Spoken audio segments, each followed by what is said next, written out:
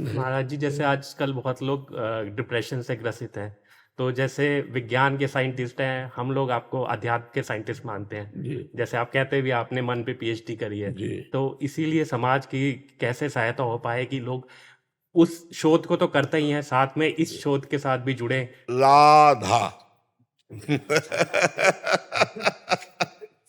अगर ठीक ना हो जाए तो हमें बता देना। देखो डिप्रेशन क्यों होता है, उसके मूल पे पहुंचो। व्यर्थ का चिंतन, ओवर थिंकिंग। खास बात समझो, जब हमारे मन को कोई रास्ता नहीं मिल रहा है तो कभी दाएं कभी बाएं, कभी नेगेटिव कभी पॉजिटिव, वो सोचते सोचते सोचते सोचते अब शक्ति तो छीना ही हो रही, बढ़ रही नहीं। क्योंकि जगत का जो इतना चिंतन है ये शक्ति का ह्रास करता है, और भगवान का चिंतन शक्ति को बढ़ाता है।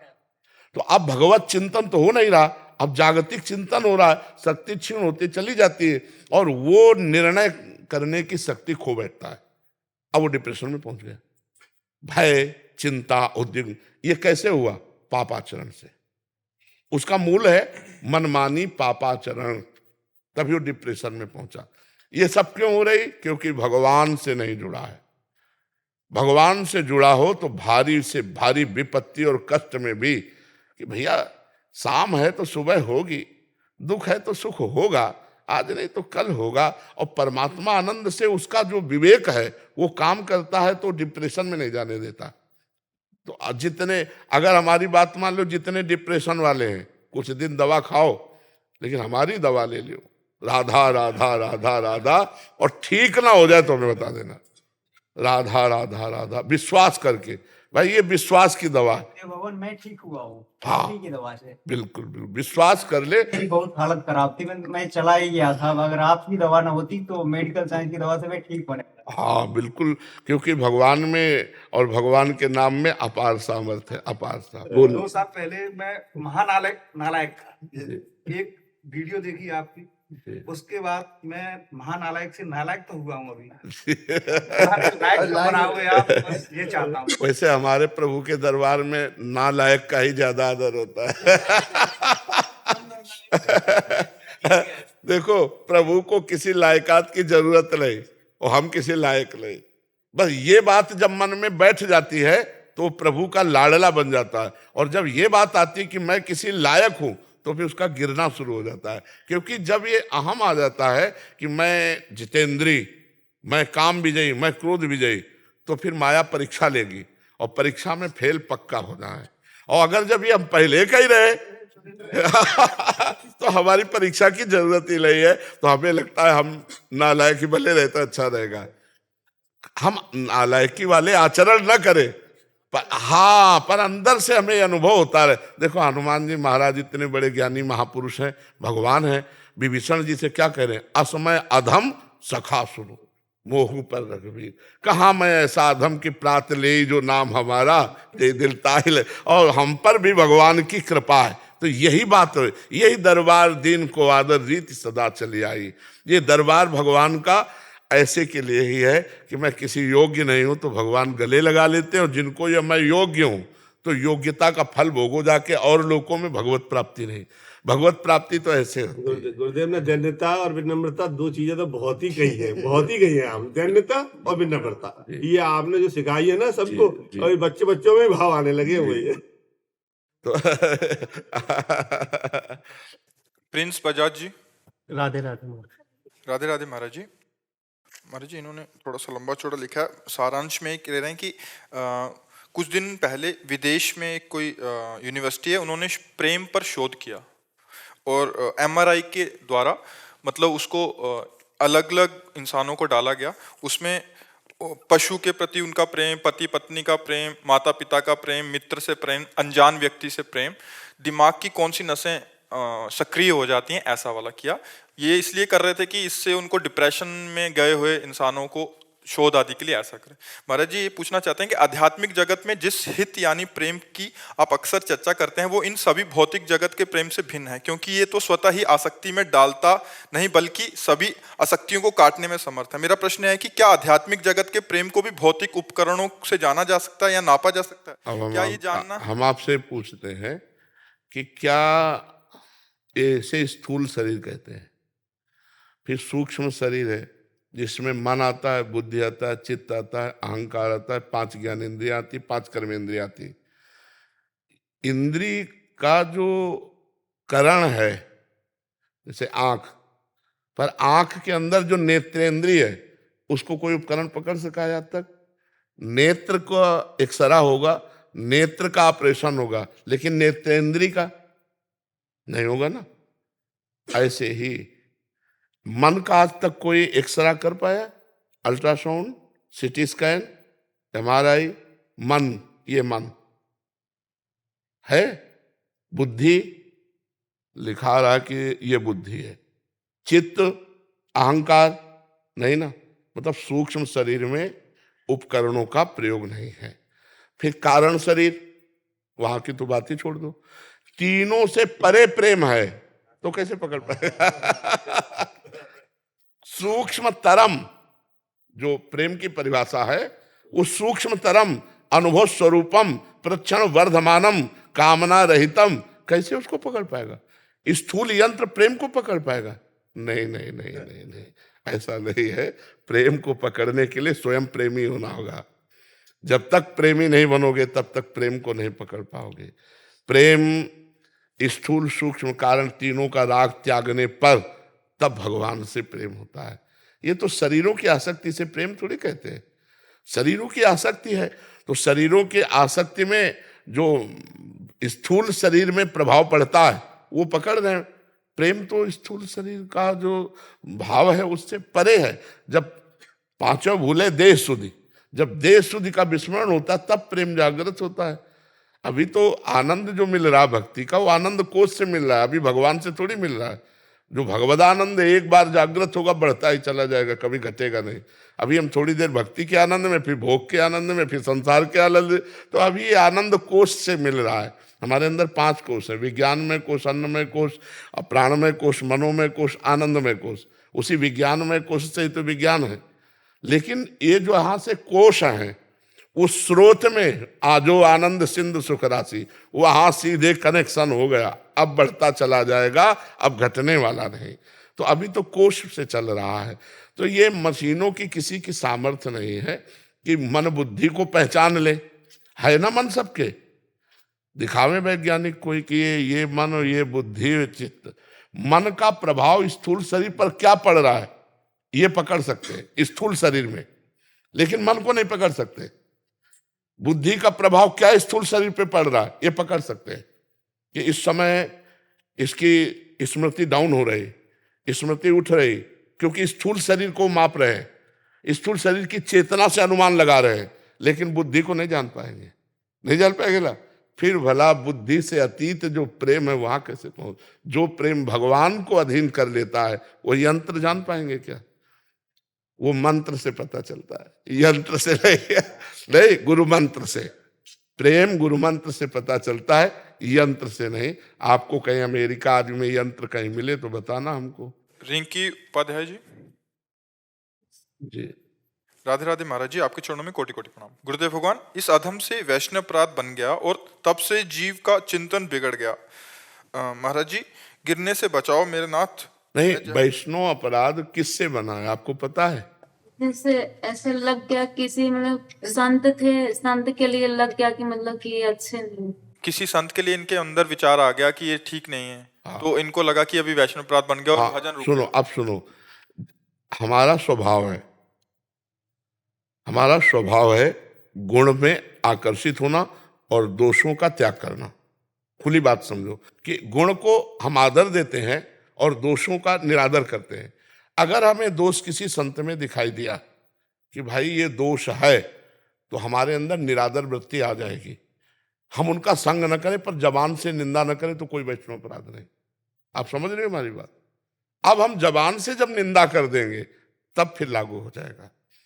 भगवान से प्रार्थना करें कि हे भगवान इसकी बुद्धि शुद्ध करो, ये आपका दास है, जैसा भी है आपका है, तो ये बात चलेगी। अब आप उसकी कई जनों में निंदा कर दो तो फिर अब बात बिगड़ जाएगी, फिर भजन रुक जाएगा। देखो, जो वैष्णव जन है उनसे अगर हमारी कोई बात बिगड़ती है तो हम उनको मन से नमस्कार कर लेते, निंदा नहीं करते हैं। पर अगर कोई वैष्णव का ढोंग कर रहा है और गलत आचरण कर रहा है और हम डरे कि वैष्णव अपराध लगेगा, ऐसा नहीं, ऐसा नहीं है। एक भगत जी आए थे और उन्होंने कहा हमारे घर पे कुछ साधु आए दरवाजे पे और उन्होंने कुछ रुपए मांगे। जो हमने कहा हम इतने रुपए नहीं दे सकते, तो उन्होंने कहा तुम्हारे लड़के को कुछ हो जाएगा ऐसा वैसा। तो मतलब हम डर गए कि संत अपराध ना लग जाए, कहीं लड़का ना ऐसा। तो हम कहा ये सब ड्रामेबाजी की बातें होती है, कहीं भी ऐसे संत नहीं होते कि इतना रुपया दो नहीं तुम्हारा लड़का मर जाएगा। ऐसे संत नहीं होते, सब फ्रॉड होते हैं। और इन फ्रॉडों के साथ जो सठे साठ्यम समाचरे, तुम संत हो, तुम उसका अमंगल मना रहे हो। अरे साधुते होए न कारज हानि। अगर संत को ठोकर भी मार दे तो यही कहेगा तुम्हारा मंगल हो, भगवान तुम्हारा कल्याण करे। तो आजकल कुछ ऐसा भी हो गया है कि मतलब भेष का आश्रय लेकर के मनमानी आचरण ऐसा, तो जब वो दिखाई देगा तो आपको दोष तो लगे, दिखाई देगा कि भाई गंदा आचरण है।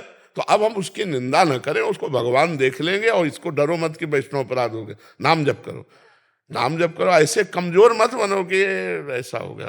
चिंतन बिगड़ गया। अब चिंतन हम कह तो रहे हैं कि आज हम कह रहे हैं कि कोई अपराध नहीं, तुम मान तो ले हमारी बात।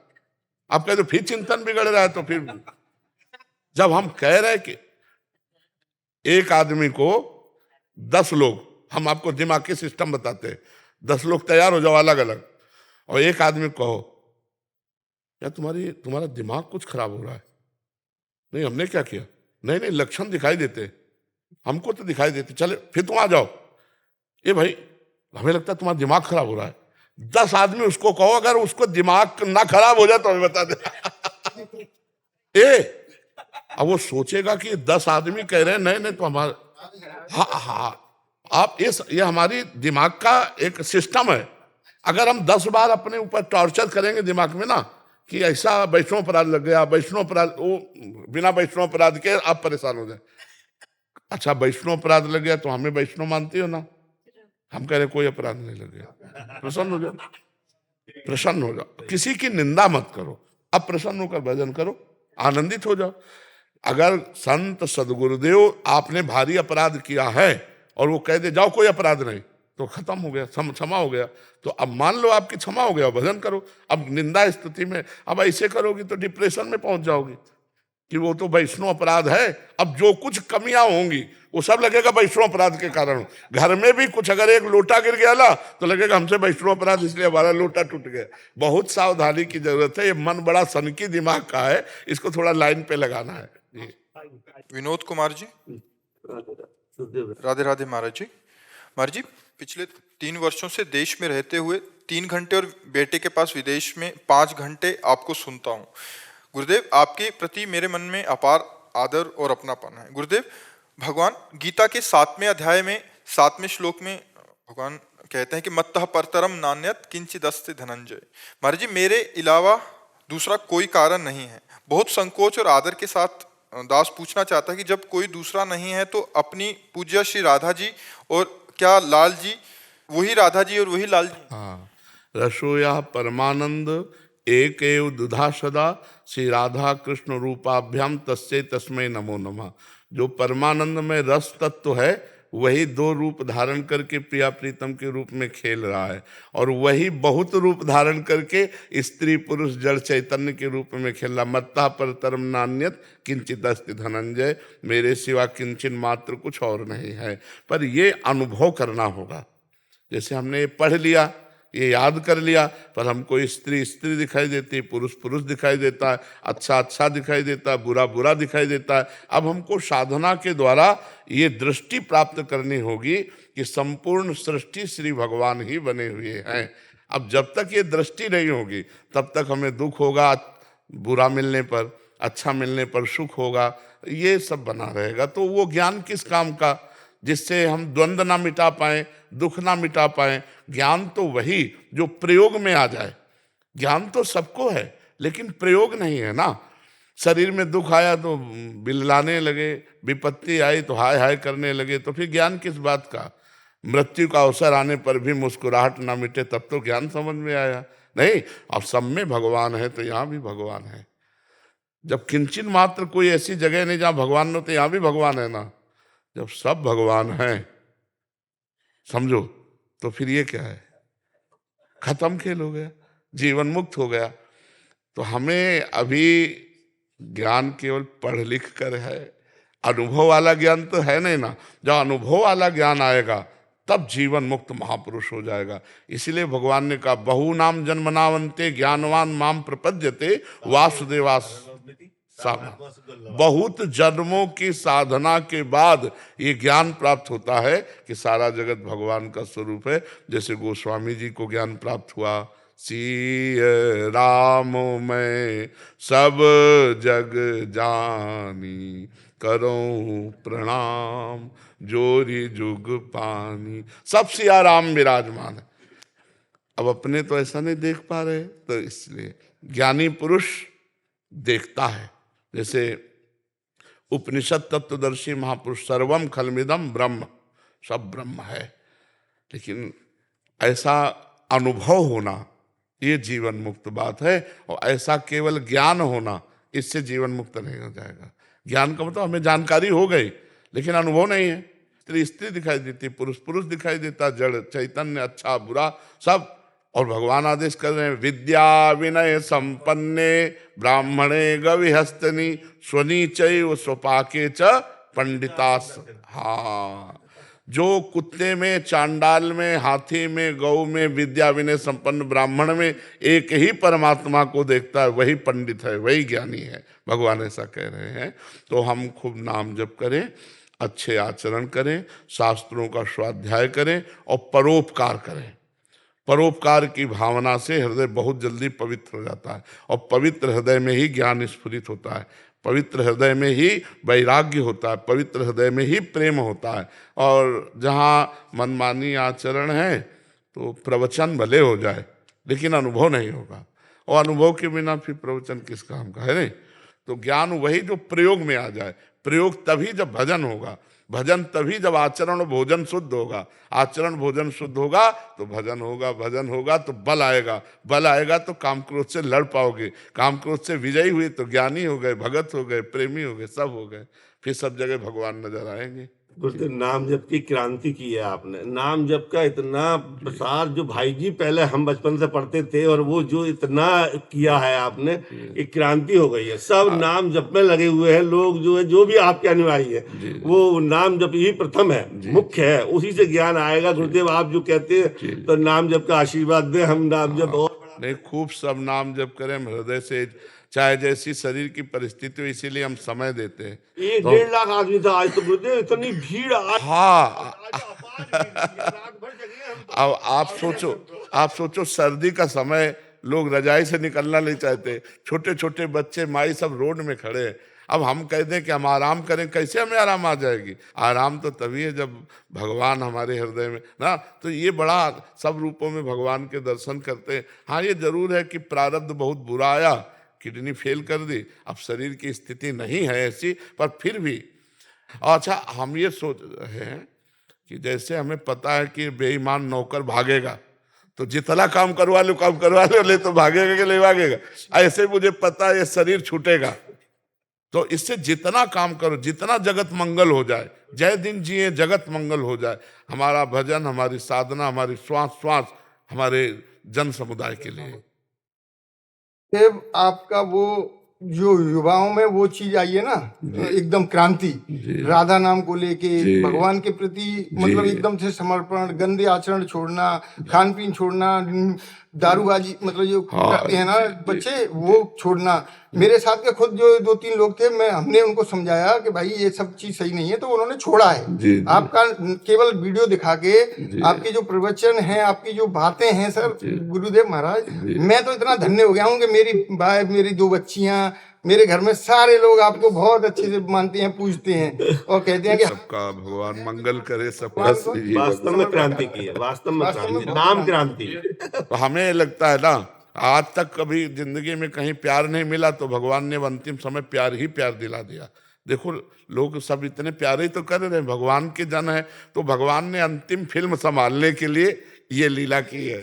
गुरु जी आपसे सीखी है कि माता पिता का जो सम्मान और वो घर पे करना चाहिए बच्चों को, वो आपसे बेहतर कोई नहीं बता पाया आज तक। मतलब कि कितने जो बच्चे होते हैं कि वो अपने माता पिता के साथ किस तरीके से व्यवहार करते हैं, लेकिन मैंने देखा है कि आपने जिस तरीके से जो आप आदर दिलाया है अपने माता पिताओं को, अपने परिवारजनों माँ को, बाप अपने के लिए आप इस तरह से गुरुजनों बात को। करते हैं ना, तो माँ बाप के प्रति राग बहुत बढ़ गया है लोगों का, और आदर बढ़ गया। हमें विदेश बुलाता है बच्चा, तो हम वहाँ और ज्यादा साधना होती है जो आपने बताया, वो 5 घंटे कर लेते हैं वहाँ माता पिता ये कहते हैं ये पहले तो ऐसा था, अब इसको हो क्या गया है। ये मेरा दोस्त है और ये भी थोड़ा घर से थोड़ा ऐसे ही मतलब पिताजी की नहीं बात मानना, लेकिन अभी ये स्थिति है कि जो ढोक दे के जो प्रणाम करते हैं ना, बिल्कुल। वो काम करते हैं। बहुत सुंदर, बहुत और हमें काफी मतलब बचा लिया आपने सर, बहुत लोगों को। हर्षित शर्मा जी हरिद्वार से। राधे राधे महाराज। गुरुदेव आपके चरणों में कोटि कोटि प्रणाम।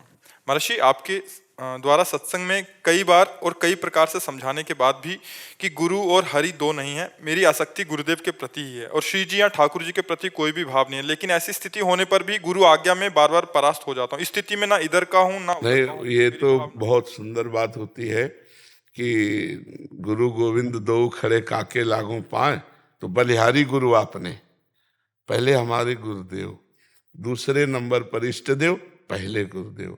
जब गुरु प्रसन्न साहब अनुकूला, मिटी सकल कल्पित भय शूला। जे गुरु चरण रेणु अनुरागी, ते लोकों वेदों बड़भागी। जे गुरु चरण रेणु सिर धरहि, ते जन सकल विभव बस करहि। अब ये बात है कि अनंत जन्मों से हम मन और इंद्रियों के अधीन रहे हैं, 1-2 जन्मों के नहीं। जैसा मन इंद्रियां हमारी कहती रही वैसा हम करते रहे। अब हम मन इंद्रियों को अधीन करना चाहते हैं, तो अब ये लड़ाई थोड़ा लंबी चलेगी। ये 10-20 दिन या महीना, 2 महीना, साल 2 साल में नहीं विजय प्राप्त। खूब भजन करो, अच्छे आचरण करो, तो जहां हार जाओ वहां देखो हमने क्या शास्त्र विरुद्ध बात की। अगर शास्त्र विरुद्ध बात नहीं होगी बच्चा, गुरु की आज्ञा के विरुद्ध नहीं चलोगे तो माया कभी परास्त ही नहीं कर सकती। तो गुरु आज्ञा लक्ष्मण रेखा समझो, और जहां लक्ष्मण रेखा नांगे तो फिर रावण ले ही जाएगा। तो हमारे को जो गलतियां होती हैं वो हम उनकी आज्ञा का उल्लंघन करने के कारण। अगर आज्ञा की कि नहीं भाई अब गुरु आज्ञा है तो प्राण चाहे निकल जाए, हम ऐसा नहीं करेंगे। बस गुरु आज्ञा में बहुत सामर्थ्य है, बहुत सामर्थ्य है, क्योंकि भगवान ने सामर्थ्य रखी गुरु आज्ञा में, तभी तो जगत का कल्याण होता है। हमें थोड़ी पता है कि हमसे क्या हो रहा है, हमारे भगवान कर रहे हैं, वही वाणी में बैठ के, वही हृदय में बैठ के वही सब कर रहे हैं। तो अब जैसे आपके लिए आदेश हुआ कि आप ऐसे चलो, और आप ऐसे चलने लगे, तो भगवान की कृपा आप पे हुई, हमें पता भी नहीं है, और आप निहाल हो गए, भगवान की कृपा होती है। तो गुरु और भगवान दो नहीं है, वो एक ही है। पर भगवान सबके हृदय में विराजमान है, पर सब दुखी है, सब परेशान है, और सब माया बंधन से युक्त है। लेकिन वही भगवान जब गुरुदेव रूप धारण किए तो माया मुक्त कर दिए। इसलिए भगवान से भी बढ़कर गुरु का पद है। और स्वयं भगवान कह रहे हैं, मोते अधिक गुरु ही जिय जानी, मेरे से भी अधिक गुरु को मानना चाहिए, भगवान का आदेश है। तो भगवान ही गुरुदेव बनते, बंदो गुरुपद कंज, कृपा सिंधु नर रूप हरि, महामोहतम पुंज, जासु वचन रवि कर निकर। तो जब हमसे गलती हो जाए तो फिर हम हाथ जोड़कर गुरुदेव भगवान से वहीं से प्रार्थना करें कि प्रभु आपकी आज्ञा का उल्लंघन हुआ और मेरे से गलती हो गई, क्षमा करो, आगे हम सुधार करेंगे। फिर आगे गलती हो जाती, फिर हम यही प्रार्थना करते हैं, क्योंकि योद्धा कमजोर नहीं है। काम क्रोध लोभ मोह मद मत्सर ये छोटे मोटे योद्धा नहीं है। जब काम ने 5 बाण संधान करके भगवान शंकर पर प्रहार किया तो उनकी समाधि भंग हो गई। हम तो जीव हैं, वो शिव हैं। जब शिव की समाधि भंग कर सकता है तो जीव की समाधि भंग करने में उसको क्या देर लगेगी। इसलिए हम भगवान का आश्रय रखें और ये कभी हार ना माने। हम 100 बार 1000 बार हारने पर भी हम अपनी हार ना माने तो हम जीत जाएंगे। और अगर हार मान के निराश हो गए कि यार अब तो फिर हम गंदे आचरणों में निकल जाएंगे कि यार जिंदगी में हमने प्रयास किया लेकिन असफल। हर प्रयास असफल होने पर भी हम असफल नहीं होंगे, एक दिन तो सफल होंगे ही हम। तो हम आगे बढ़ते रहें। बहुत कष्ट सहा जाता है अंदर से, तब इन पर विजय प्राप्त होती है। जलाते हैं अंदर, काम क्रोध आदि जलाते हैं, आकर्षित करते हैं। अभी तो तुम नए बच्चे हो, तो जब उस जलन को सह जाया जाता है, यम ही न व्यथ्यन्ते ते पुरुषम पुरुषर्षभ सम दुखा सुखा धीरम स्वमृतत्वाय कल्पते, वो अमृत पद का अधिकारी होता है। इसलिए सह जाओ, सह जाओ, जहां हार हो जाए वहां प्रभु से प्रार्थना करो, फिर प्रभु बल देंगे। और वैसे हमारा पक्का समझो भगवत प्राप्ति निश्चित। किसकी? जिसने भरोसा कर लिया। भगवान भरोसे को नहीं टालते। एक बार भगवान स्वीकार, हम अभी कल सत्संग में सुनाया था कि जगन्नाथ जी की सेवा में, अंग सेवा में रहते थे और उनका गलत संग हो गया, वैश्यागामी हो गए। तो जब सबको पता चला, जो अन्य सेवक थे, तो संगोष्ठी उन्हें बैठाला गया और कहा गया कि जगन्नाथ जी के अंग सेवी हो, या तो आप जगन्नाथ जी को स्वीकार करो या वैश्या को। तो उन्होंने वैश्या को स्वीकार किया, जगन्नाथ जी को छोड़ दिया। अब कुछ समय बाद उन रोग हुआ, शरीर पूरा हो गया, क्योंकि शरीर तो कब पूरा हो जाए किसका कोई भरोसा नहीं।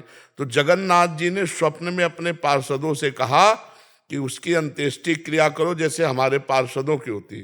तो उनका प्रभु उसने तो आपको छोड़ दिया था।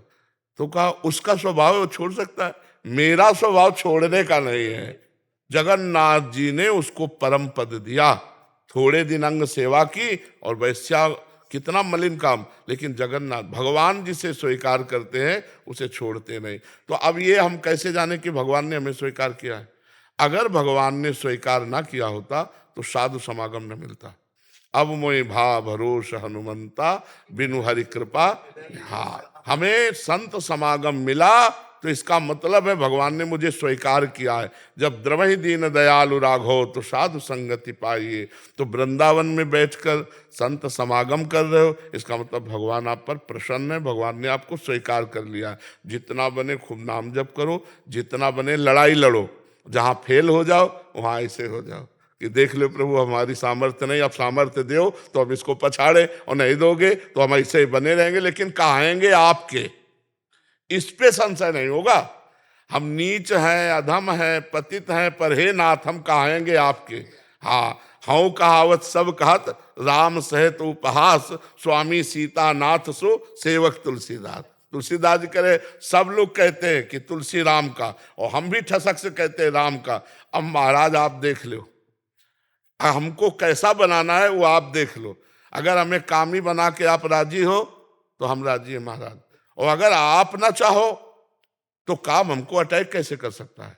आपकी सामर्थ्य सबको दी गई है, आपकी इच्छा के बिना किसी की सामर्थ्य का प्रयोग हो ही नहीं सकता। हमें कैसे सता सकते हैं काम क्रोध? तो प्रभु आप ही बचाओ मुझे। मेरे बनाए ना बनेगी कोटि कल्प लो, आपके बनाए बनेगी पल पाव में। जी। शाकाल शर्मा जी जम्मू से। राधे राधे गुरु जी। राधे राधे महाराज जी। महाराज जी, जीवन में कभी कभी ऐसी स्थिति आती है कि हमें सत्य और कर्तव्य में से किसी एक को चुनना पड़ता है, तो क्या करना चाहिए महाराज जी?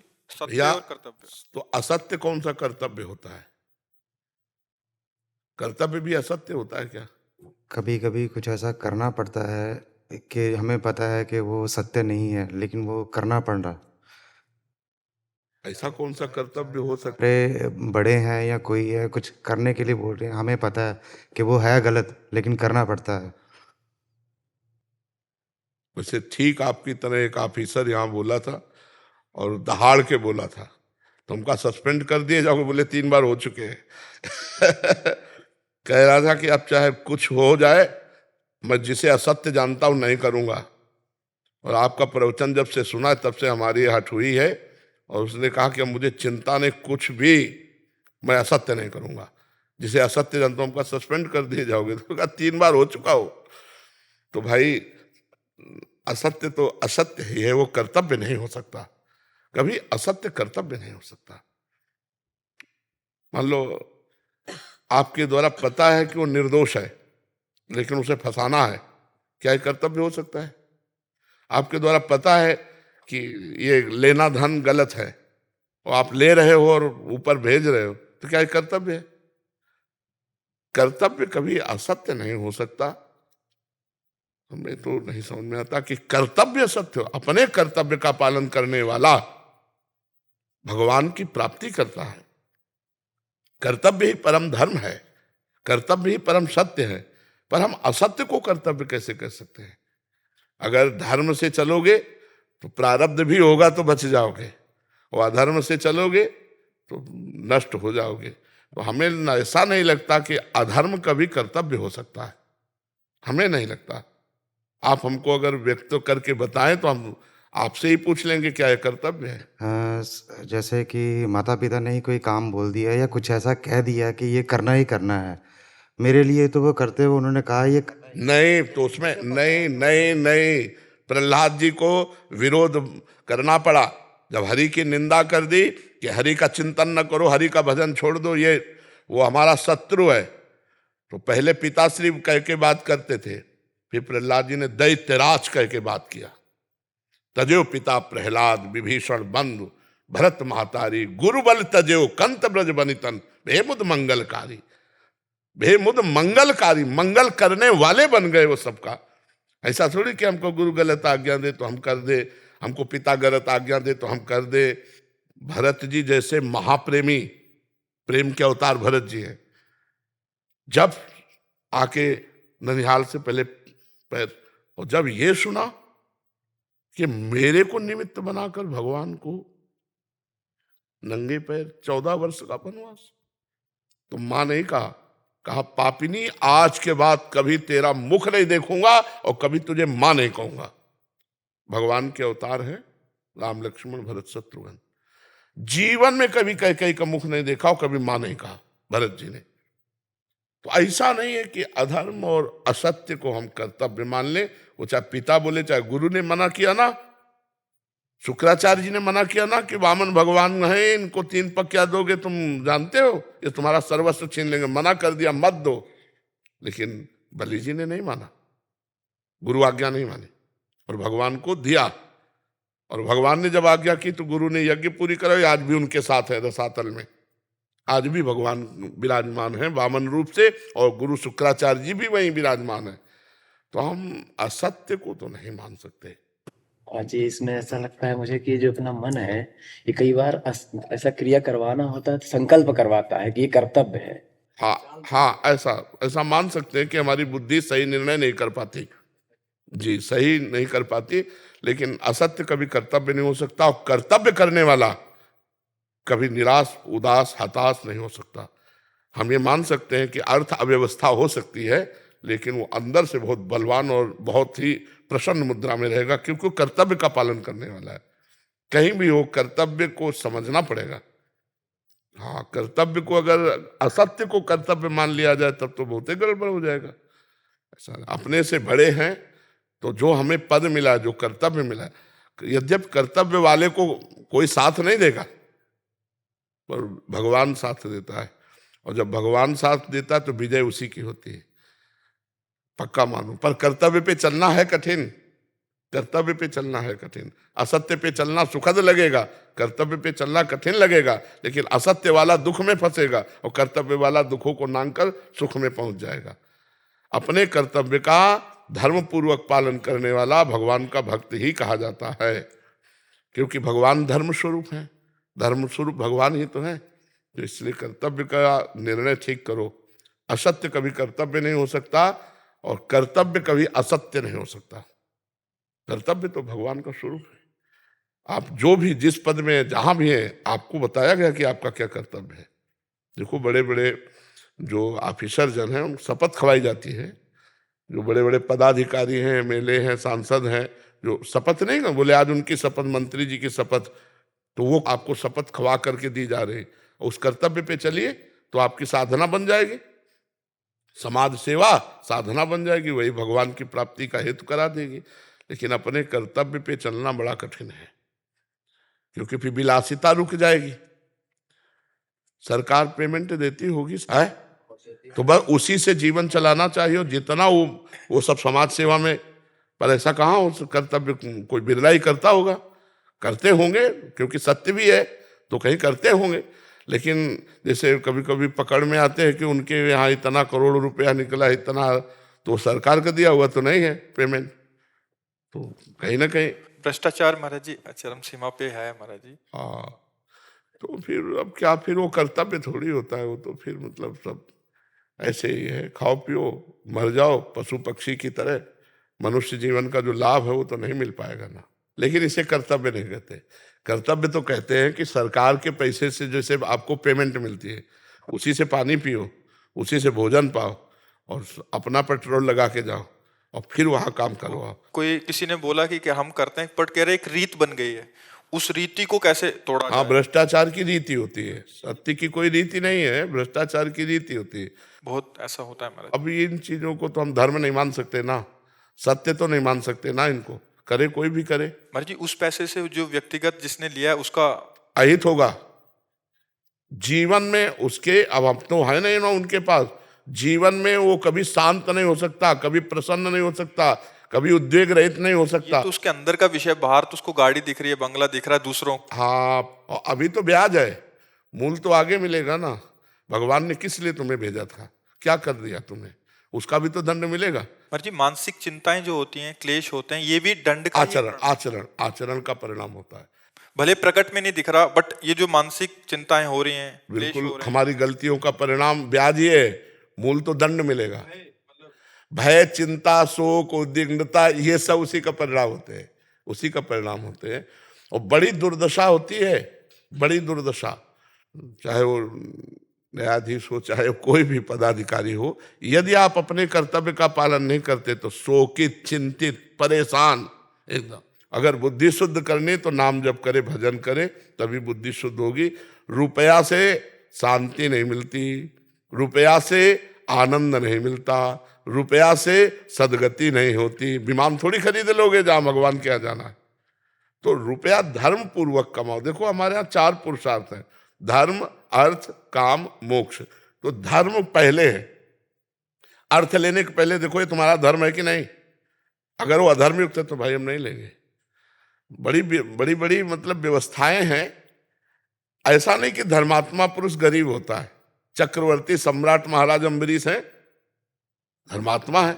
हाँ, ये जरूर है कि धर्मात्मा का साथ कम लोग देते हैं, बेईमानी का साथ बहुत लोग देते हैं। तो धर्मात्मा तो बिरले ही होते हैं। तो अपने को चाहिए कि कम से कम साधु संग मिला है, तो आप बिरले में हैं, आप सब साधारण में नहीं हैं, तो अब आप धर्म से चलिए। धर्म में कठिनता हो सकती है, लेकिन ऐसा नहीं हो सकता कि उसकी सदगति रुक जाए या उसका आनंद शोक में बदल जाए। हम कई बार बताया, अधर्म करने वाले हाइलोजन की तरह चमकेंगे, पर फ्यूज इनको पक्का होना है, पक्का होना है, आप समझ लो। धर्मात्मा पुरुष दीपक की तरह जलेगा, लेकिन वो कुल परंपरागत चलता रहेगा, और अधर्मी पुरुष हाइलोजन की तरह एकदम नष्ट हो जाएगा। डरो बेईमानी के पैसे से, डरो बेईमानी करने से, दूसरों को दुख पहुंचाने वाले कार्यों से डरो। अब ऐसे ऐसे कार्य सामने आते हैं और वो जान रहे हो तुम निर्दोष है, और फिर भी आप उसकी मतलब हानि कर रहे हो, तो भगवान फिर दुखिया को न सताइए, दुखिया देगा रोए, और जब दुखिया के मुखिया सुने तो तेरी गति का होए। तो बस ये समझना है। ये आपकी बातों का बहुत प्रभाव भी हो रहा है हमसे। जैसे यहाँ तो इतने आते हैं, हमसे लोग मिलते रहते हैं, तो काफी जने ऐसे कहते हैं कि हमने अधर्म आचरण, जो ये अधर्म का धन आदि निषेध कर दिया है बिल्कुल। बट क्या कुछ जनों की ये भी आती है कि बहुत सिस्टम इतना वैसा हो चुका है कि वो नीचे से ऊपर तक, वो मतलब नौकरी करे तो कैसे, क्या छोड़ दें या करें तो फिर इतने ज्यादा दिक्कतें आती हैं। चलती चक्की देख के दिया कबीरा रोए, 2 पाटन के बीच में साबित रहा न कोई। तो चलती चक्की देख के दिया कमाल ठठाए, और रहा सहारे कील के तो बाल न बांका जाए। कील कौन है? भगवान। अगर भगवान का आश्रय है तो हमें ये थोड़ी कि नौकरी छूट जाएगी तो क्या होगा। नहीं भाई, हम अधर्म पूर्वक नौकरी नहीं कर सकते, ये इस्तीफा लो। हम लेबरी कर सकते हैं, लेकिन अधर्म आचरण नहीं कर सकते। तो भगवान देख रहे हैं ना तुम्हारे इसने, वो कहीं ना कहीं ऐसी जगह से उठा देंगे कि आप चमक पड़ोगे, पक्का समझ लो। ऐसा नहीं कि अपने ही कि ये सब होता है। ये वाला भय रहता है कि अभी इसको छोड़ देंगे तो कहाँ, तो वो भगवान का भरोसा लेके, क्योंकि सहारा नहीं लिया ना, भगवान का आश्रय नहीं लिया ना, बात तो ये है ना। और भगवान का आश्रय है तो सब बात बन जाएगी। भगवान का आश्रय नहीं तब तो डर लगेगा ही, यार भैया परिवार चलाना, 4 रिश्तेदार नातेदार को देखना है, तो अब रुपया चाहिए। और जब ये सब चलता है तब फिर पता चलने लगता है कि पत्नी बीमार, बेटा ऐसा, वो ऐसा, और इतना दिमागी सिस्टम परेशान कि अब उसको रास्ता नहीं मिलता। तो भाई चाहे जितना आचरण आपका अगर अपवित्र है तो अशांति हो, तो बिना भगवान के आश्रय के भजन के सुख शांति नहीं है। जो जितना अधर्म करेगा परिणाम में उसको दुख भोगना पड़ेगा। जो धर्म से चलेगा तो वर्तमान में दुखी हो सकता है, परिणाम में वो बड़ा आनंदित रहेगा। पीयूष उपाध्याय जी उज्जैन से। राधे राधे। राधे राधे महाराज जी। राधा वल्लभ श्री हरिवंश। महाराज जी आपके चरणों में कोटि कोटि प्रणाम। महाराज जी एक चौपाई है, प्रारब्ध पहले रचा पीछे रचा शरीर, तुलसी चिंता क्यों करे भजले श्री रघुवीर। महाराज जी इस चौपाई के अनुसार सब कुछ पहले से ही निश्चित है, तो महाराज जी केवल प्रारब्ध, सब कुछ क्या निश्चित है? हमारी भगवत प्राप्ति निश्चित है क्या? हमारे पाप कर्म निश्चित है क्या? प्रारब्ध दो कर्मों से बनता है, पूर्व संचित कर्म से निकालकर शुभ और अशुभ, जो हमको सुख और दुख केवल दे सकते हैं, बस। इसके बाद हमारी बुद्धि रची गई है। अब हम बुद्धि से सुमति के मार्ग में चलते हैं या कुमति के मार्ग में चलते हैं, ये हमारा निर्णय होगा। ये नई खेती होगी हमारी। मनुष्य जो है, हम कोई गधा पशु नहीं है कि केवल प्रारब्ध ही भोगने आए हैं। हम नवीन कर्म करके प्रारब्ध को विध्वंस करके भगवत प्राप्ति करेंगे। समझ पा रहे हो? प्रारब्ध कोई देवता नहीं है, भगवान के दास हैं, अविनाशी अंश हैं। ये शरीर पर प्रारब्ध आता है, हमारे पे नहीं आता। बताओ ना, तो क्या परेशानी है? गुरुजी बस ये है कि प्रारब्ध के कारण आज का भविष्य निश्चित होगा या फिर जो लिखा हुआ है? प्रारब्ध के कारण भविष्य निश्चित नहीं होता, क्रियमाण से अब हम भविष्य बनाएंगे। क्रियमाण माने नया कर्म। हाँ, प्रारब्ध। अब जैसे हम भजन मार्ग में चल रहे हैं, अब हमारे प्रारब्ध ने लात मारी, गिराया 35 वर्ष की अवस्था से किडनी फेल, लेकिन हमारा पुरुषार्थ, भगवान की कृपा कि 18 वर्ष में 18 मिनट भी अपने को रोगी नहीं माना है, और रोगी शरीर है और कष्ट भोग रहा है, सब हो रही, लेकिन दिनचर्या भी हो रही। मान लो कल दिनचर्या ना हो तो हमारा चिंतन थोड़ी रोक लेगा प्रारब्ध। प्रारब्ध केवल सुख और दुख देगा शरीर को, कर्म से इसका कोई संबंध? कर्म से क्या संबंध है? हम प्रारब्ध लात मारेगा के, जैसे आपने बहुत बढ़िया पढ़ाई पढ़ी, डिग्री आपके पास है, लेकिन प्रारब्ध में आपको दुख भोगना तो कहीं नौकरी आपको नहीं मिलेगी। समझ रहे? लौकिक। लेकिन आप नाम जपना शुरू कर दें तो लौकिक और पारलौकिक दोनों सुखों की भीड़ लग जाएगी। यह है प्रारब्ध को विध्वंस करने का एक बाण। त्रैताप नशावन एक बाण, भवरोग नाशन एक बाण, लोक परलोक में समस्त सुखों की प्राप्ति एक बाण। जासु नाम भव भेषज हरन घोर त्रय शूल। भगवान का नाम तीनों शूलों का नाश करने वाला, और इस भवरोग का नाश करने वाला, प्रारब्ध को भोगने की सामर्थ्य देने वाला, संचित कर्म को विध्वंस करने वाला और क्रियमाण को महान बना देने वाला। मनुष्य जन्म है प्रारब्ध के अधीन नहीं। प्रारब्ध केवल आप व्यापार कर रहे हैं, आपका बहुत बुरा प्रारब्ध है तो घाटा लगेगा आपका, बस इतना कर सकता है। लेकिन आप प्रारब्ध को विध्वंस करने वाला सूत्र अगर जान गए, रामकृष्ण हरि राधा जो भी नाम, अब आपका मंगल हो जाएगा। कोई, हाँ, नाम ही है, दूसरा कोई उपाय नहीं। आप समझ, ये कलिकाल मलायतन मन कर देख विचार, श्री रघुनाथ नाम बिन नाहि नान आधार। भगवान का भजन ये सब विध्वंस कर देता है, सब विध्वंस कर देता, पक्का मानो। प्रारब्ध कुछ नहीं, इससे बुरा प्रारब्ध क्या हो सकता है जो हमारा है? क्या है प्रारब्ध हो सकता है? कितनी परेशानियां। आओ तुम हमारा क्या कर लोगे? अविनाशी के बच्चा है, अविनाशी के बच्चा है, तू विनाश शरीर का कर सकता है, मेरा नहीं। और राधा राधा राधा अभ्यास किया, राधा राधा राधा क्या कर लेगा? जब से ही उनकी सब नाम जपत आई सब सोई, देव सुबुद्धि कृपा करि मोय, पोई सुगुन माला रचो, नित्य सुकंठ जो पहिरोतास। नाम जपते ही सब ज्ञान विज्ञान जागृत हो जाएगा। जो नाम जप नहीं करता वो ज्ञान विज्ञान होते हुए भी वो इसी माया में फंसेगा, काल प्रवाह को नहीं तोड़ सकता।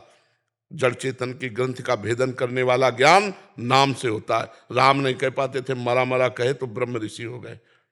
समझ रहे? नाम नहीं तो हम कुछ नहीं मानते। नाम अंक है और हर साधन शून्य है, गोस्वामी जी ने कहा है, तुलसीदास जी ने, शून्य शून्य शून्य, कुछ नहीं बराबर शून्य, और एक शून्य 10, एक शून्य 100, एक अंक लग गया ना, अब शून्य 10 गुना फायदा देता चला जाएगा, 1000, 10,000, लाख ऐसे बढ़ता चला जाएगा। तो यदि नाम जप करते हुए हम किसानी कर रहे हैं, व्यापार कर रहे हैं, सब कर, बड़ा मंगलमय जीवन। नाम के बिना सब जीवन अधूरी। गोस्वामी जी का चैलेंज है, विनिश्चितम बदामिते नान्यथा वचांस में हरिम भजंती है नरा भवसागर। बारी मथे घृत होए बरु सिकता ते बरु तेल, और बिनु हरि भजन न भवतरी, या सिद्धांत अपेल। हमारी कुंडली में नहीं लिखा है कि इसको भगवान की प्राप्ति होगी। ये हमें नया निर्माण करना होगा भाग्य। हम मनुष्य बने हैं नए भाग्य का निर्माण करने के लिए, प्रारब्ध के अधीन नहीं, ग्रह नक्षत्रों के अधीन नहीं। ये तभी होगा जब भगवान की अधीनता स्वीकार करोगे। भगवान की अधीनता नहीं तो तमाकू अधीन कर लेगी। एक तमाकू अधीन कर लेगी, उसके बिना नहीं जी सकते। चाय अधीन कर लेगी, और तो माया की पूरी बात जाने। और हम प्रभु के बिना नहीं रह सकते, ऐसा कौन बोलेगा? कोई बिरले ही बोलेगा ना, हम राम जी के बिना नहीं रह सकते, हम श्री जी के बिना नहीं रह सकते। तो ये बात समझ रहे, प्रारब्ध कोई हवा नहीं है। हम जब से सब कुछ कट गया। सब हमने कहा, शब्दों पर ध्यान दीजिए। नाम जब प्रारब्ध भोगने की सामर्थ्य देगा, नाम जब संचित कर्मों को भस्म करेगा, नाम जब क्रियमाण को महान बना देगा, भूत भविष्य वर्तमान तीनों तुम्हारे पावन हो जाएंगे। नाम जप करो, सब मंगल हो जाएगा, सब मंगल हो जाएगा। नाम जप नहीं तो हमारी आस्था नहीं है। ये न समझो कि हम मतलब और मार्गों को जानते नहीं, चल के आए हैं और मार्ग। काशी से आए हैं तो सन्यासी थे, तो योग और सन्यास दोनों से मिला हुआ होता है। तो कर्मकांड को भी जानते हैं, क्योंकि ब्राह्मण के घर जन्म हुआ था। और काशी में रहे तो सांख्य योग, ज्ञान योग, वेदांत को भी जानते हैं। और सन्यास में योग प्रधान होता है, इसलिए योग मार्ग को भी जानते हैं। और भक्ति मार्ग की तो चरम सीमा वृंदावन है ही है, इसलिए सबका सार निकाल के राधा, ये 2 अक्षर तभी हम जोर जोर से दौड़ते रहते, राधा राधा राधा। जप के देखो, जप के देखो। अरे भाई खा के देखो, कोई पैसा थोड़ी लग रहा है, फ्री है। राधा नाम कोई पैसा से, राधा राधा राधा। अब आपको राधा नाम पे श्रद्धा हो तो हमारे प्रिया प्रीतम के बहुत से नाम, राम नाम है, सिया नाम है, कृष्ण नाम है, हरि नाम, उन्हीं के सब तत्व तो एक ही है ना, 100-200 थोड़ी है। उन्हीं के नाम अनंत है, हरि अनंत, हरि कथा अनंता। नाम जप करके देखो, परम मंगल हो जाएगा। प्रारब्ध मिटिया मेट कर देगा। नाम जप कर जपोगे तो प्रारब्ध का मिटिया मेट हो जाएगा। 18-19 साल हो गए भोगते हुए इस शरीर को। अब जब जिस दिन जाना है तो जाना ही है, पक्का होगा, वो तो है ही है। कब जाना है, सुबह की शाम हो तो भगवान जाने। पर जाने की बात से हम ऐसे तैयार हैं जैसे किसी को अपने प्रियजन के पास जाना हो ना, परदेश से अपने घर जाना हो तो कैसा उत्साह होता है, ऐसा हमें उत्साह है मरने का। उत्साह है क्योंकि अपने प्रिया प्रीतम से मिलेंगे। अनंत जन्मों से भटकते रहे, इस जन्म में अवसर दिया प्रभु ने, अपने स्वामी से मिलेंगे। हम उनके अंश हैं, वो हमारे अंशी है, वही हमारे सब कुछ है। और हम भूल गए थे। जब आज गुरु जी ने बताया, पता चला, तब उत्साह हुआ कि इस शरीर को छोड़कर अपने प्रीतम से मिलेंगे। आए मिले परिवार आपने, हरि हंस कंठ लगायो, बड़ो भाग वृंदावन पायो। तो प्रिया प्रीतम से मिलना क्या करेगा? प्रारब्ध क्या कर देगा? कुछ प्रारब्ध नहीं। प्रारब्ध हमारे ऊपर नहीं, शरीर के ऊपर है। और शरीर हम नहीं हैं, हम भगवान के अंश, अविनाशी, चेतन, अमल, सहज, अविनाशी जो स्वरूप हमारा है वो आनंद ही आनंद है। दुख किस बात का है? दुख का तो लेस नहीं। कहाँ दुख है? किस बात का दुख है? प्रारब्ध दुख देता है या सुख देता है? और वो दुख सुख दोनों हमारे लिए दुख ही है। वो दुख सुख दोनों हमारे लिए दुख है। जो सुख है वो इनमें है, प्रभु में है। जब नाम जप करते हैं, उनकी रूप माधुरी, लीला माधुरी, गुण माधुरी, और ठसक है हमारे माई श्यामा जी को रात, मेरी महारानी श्री राधा। क्या भय, क्या प्रारब्ध? अब बताओ, इस समय क्या आपको दुख है? केवल सुन रहे हो चर्चा। वो अगर चिंतन चल रहा है उनका, तो फिर कैसी छाती होगी चौड़ी। हाँ, पक्का समझ। हर परिस्थिति में एक अजीब आनंद, एक अलौकिक सुख भगवान देते हैं। हम कई बार बताया कि हम बचपन से बाबा जी हैं, अगर हमको भगवान सुख न देते तो हम माइक से कह देते, पर पक्का कहते हैं। हम हर समय ऐसे आनंदित रहते हैं। कई बार बताया कि अब कैसे बताऊं तुम्हें आनंदित रहते हैं हम भगवान को, कि मेरे प्रभु हैं, मेरे स्वामी हैं, मेरे इष्ट हैं, मेरे आराध्य देव, मेरे प्रीतम हैं।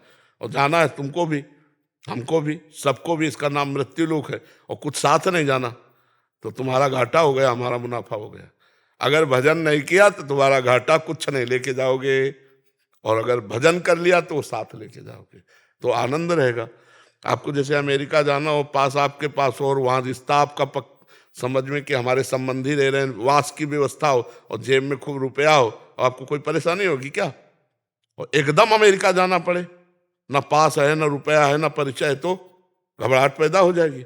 ऐसे ही है, एकदम मृत्यु जब आएगी तो जो परिचय हो तो सब खत्म कर देगी, और जहाँ जाना है वहाँ परिचय नहीं, और जो खर्चा करना है वो राम नाम, कृष्ण नाम, हरि नाम रूपी धन नहीं। अब उसकी हालत देखो। तो इसलिए प्रारब्ध कुछ नहीं है, प्रारब्ध कुछ नहीं, वो केवल शरीर के ऊपर अपना प्रहार करता है। नाम जप करो सब सही हो जाएगा, नाम जप से सब ठीक हो जाएगा। अनंत जन्मों के संस्कार नष्ट करके भगवान का प्रेम प्रकट कर देता है नाम। सुमिर पवन सुत पावन नामो, अपने बस करी राखे रामो। हम भगवान को बस में कर लिया, अजित को जीत लिया नाम के बल से। सुमिर पवन सुत पावन नामो, अपने बस कर। नाम का अमोघ प्रभाव है, बस हमारी बात मान लो। जैसे बने तुम्हें जो नाम प्रिय लगे वो नाम जब करने लगो, तुम्हारा मंगल हो जाएगा। पहले जलन होगी, फिर शीतलता होगी। यत तज्ञे विस्म्यु परिणामे अमृतोपमम। जिसकी शुरुआत विष जैसी हो उसका परिणाम अमृत होगा। तो जब भजन शुरू करते हैं तो बहुत से विषय विकार, नाना प्रकार की जलन, अगर सह गए और भजन बढ़ाते गए तो भगवान की प्राप्ति निश्चित है। ये हमारे प्रारब्ध में दम नहीं है, ये हमारे भजन में दम है। ये इस समय के वर्तमान के भजन में दम है, जो प्रारब्ध को भी विध्वंस कर सकता है। राधा राधा राधा राधा राधा राधा राधा